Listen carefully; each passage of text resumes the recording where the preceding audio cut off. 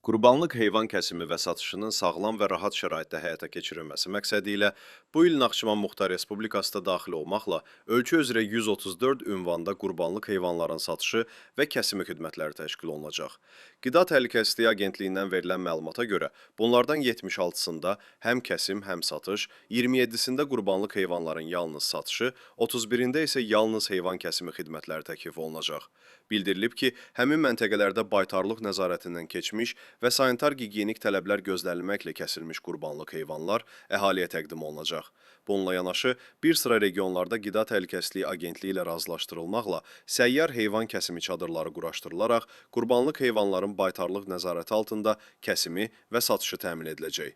Həmçinin ölkə ərazisində fəaliyyət göstərən müvafiq infrastruktura malik ticarət şəbəkələri tərəfindən sifarişlərə uyğun bayram günlərində qurbanlıq heyvan ətinin vətəndaşlara çatdırılması nəzərdə tutulur.